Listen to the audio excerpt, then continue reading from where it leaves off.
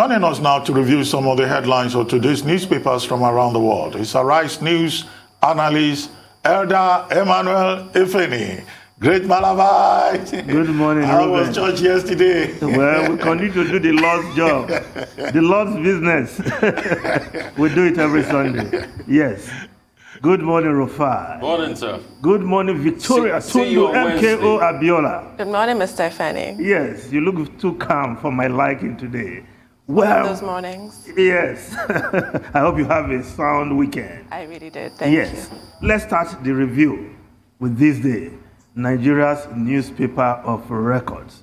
The lead story: with dwindling allocations, states IGR drive initiate cost-cutting measures. Despite fiscal crisis, Ekiti, Sokoto, Bauchi, Anambra, others roll out retrenchment. Akwa Ibom, Gombe begin biometric capturing to reduce wage bills. Kaduna may revert to payment of 18,000 naira. Nasarawa introduces TSA.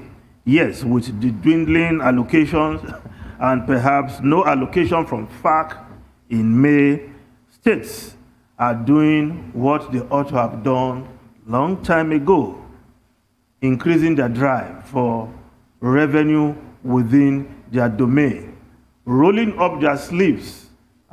Chief executive of these states, now the governors, rolling up their sleeves, ensuring that they can generate more from within.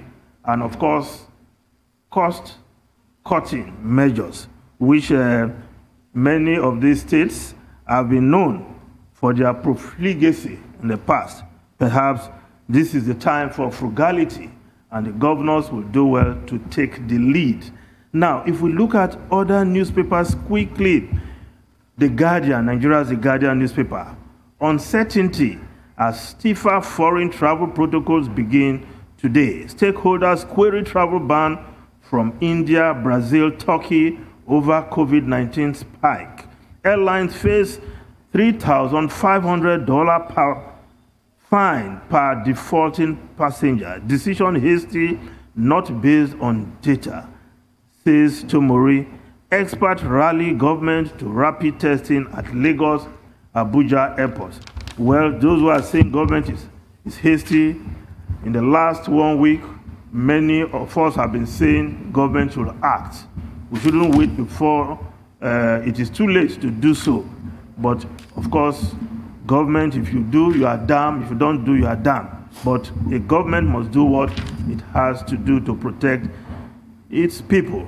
Now, the Punch newspaper, federal government vaccine fund runs into crisis. AstraZeneca's scarcity hits India. Nigeria may go for Pfizer, which costs $20 per dose. AstraZeneca, $4.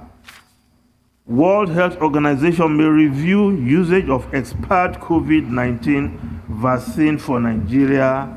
Others. Now, the Nigerian Tribune newspaper. Nigeria owes China $3.7 billion, according to the Debt Management Office. According to that figure, Nigeria has paid $449.9 million on principal, while it has also paid $391.66 million on interest to the China Exim Bank. Now, if we look still on the debt issue, but this time the Daily Independent newspaper, banks' non-performing loans escalate amid growth in gross loans to 20.48 trillion naira. It seems, according to the story, it seems Nigerians are finding it difficult to honor their loan obligations as the banking sector non-performing loans keep mounting in the last 3 quarters amid growth in gross loans. Yes, in the last 3 quarters, you expect that covers the period of the height of the pandemic, the COVID-19 pandemic. I'm not surprised that many who are owing are finding it difficult to do so, especially companies. But again, the fact that there's increase in the non-performing loan should be worrisome also to the banking sector and the economy at large. Now, the Vanguard newspaper, attacks on our offices threat to 2023 polls, INEC. Boko Haram kills army officer, seizes 3 gun trucks after invading military base in Borno. Gunmen kill Kogi commissioner, abduct local government chairman. Ebonyi police station attacked. 1 killed, another injured. Abducted Plateau student rescued 3 days after kidnap. Nigeria is drifting. Live up to your responsibilities, Jamaru Nasri Islam tells the federal government.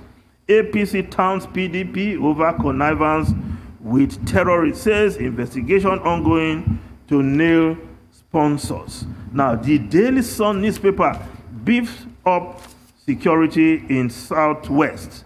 Oni tells federal government, says government effort not enough. The Abuja Inquirer, yes, the city newspaper of the Federal Capital Territory. Abuja not under siege. Police, Buhari urge media against inflammatory reports. But if we look at the Daily Trust newspaper, alleged threats, that's to Abuja. Police deploy horses, motorcycles for intelligence gathering in FCT. Say Abuja not under terrorist attack. Local government chairman still missing as gunmen kill Kogi commissioner. Intercept 753 ammunition in Ebonyi. 345 ballot boxes, others set ablaze in Akwa Ibom. Now, the foreign newspapers quickly. The Guardian newspaper, the Guardian of UK, senior Tory says Johnson should quit if he broke donation rules. Yes, the Scottish leader, Douglas Ross, the leader of the Scottish Conservatives, is saying that Johnson should quit if he breached the code by failing to be honest about cash payments from donor. According to this report, Scottish leader, the Prime Minister faces claim he sought cash for nanny. Now, the Wall Street Journal, Biden's bid to contain deficit and spend big faces hurdles. Yes, President Biden, of course, his $1.9 trillion COVID relief package was financed entirely with borrowed money. But he is saying that his proposal of $4.5 trillion on infrastructure and social program is going to do that without adding to the deficit. But he faces some hurdles because his proposal to spend without adding to deficit depends on political and economic variables, some of which are beyond his control. Will some Democrats, moderate Democrats, tag along with him? That is one question he has to answer. And will these increases, because he plans to do that by increasing taxes on the wealthy and big corporations, will these increases be in place long enough to cover all the extra costs that it will incur in this is $4.5 trillion proposal? Ruben Rufai and Tundu. Well, very quickly, where do we start? I mean, when I saw that front page story on Tribune about how Nigeria is so heavily indebted to China, I mean, what occurred to me is, okay, if Nigeria is owing China $3.7 billion, and that's been confirmed by the Debt Management Office, okay, does it mean that Nigeria faces the prospect of getting trapped in the vortex of China's debt trap diplomacy, which is what China's overseas development geostrategic interest is criticized to be. And if you see the examples that we have seen in Asia, either with Pakistan in that axis or with some other countries, you see that indeed the debt trap that is strategically written into what is called the Belt and Road Initiative is something that is real. But so Nigeria is paying. We are paying our principal, we are paying on our interest. Yes, but we keep taking money for infrastructure, we keep taking money for Galaxy backbone. I mean, China has become, the very best place from which we can get these loans. And the problem with China's loans and Chinese debt is the opaqueness about it. They're never transparent about it. What I think we should say comfortably, if we look at the experience of countries like Djibouti, for example, or maybe Zambia. Then of course Nigeria has to be cautious, because many of our African statesmen and leaders who go to negotiate with China, oftentimes they don't look at the fine print. And if you look at what happened recently, I think it was Australia that decided to resile out of some agreements that have been entered into by some states in Australia with China. And that became an issue. Although Australia and China, they have other issues about diplomacy and international relations. So we just have to be very careful. Secondly, today is World Press Freedom Day, a day when we should be promoting press freedom, the freedom of expression. But I saw this story that attracted my interest on page 7 of the New Telegraph. It says DSS will deal with those threatening Nigeria's corporate existence. And that was a statement issued by the Department of State Services spokesperson, Dr. Peter Afunanya. And he was saying that they've seen that, there are some people threatening the sovereignty of Nigeria and who may collude with external forces to, derail the political system in Nigeria. And no names were mentioned, but the report was indicating that some pastors and political leaders have been giving sermons that could destabilize the country. And the reporter identified Bishop Wale Oke of the Pentecostal Federation of Nigeria, and also Reverend Father Ejike Mbaka of the Catholic Church. Well, where do we draw the fine line?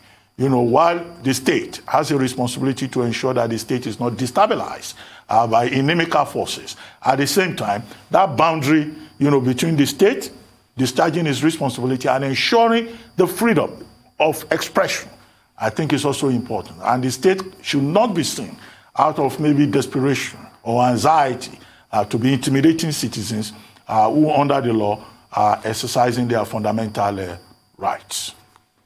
Right.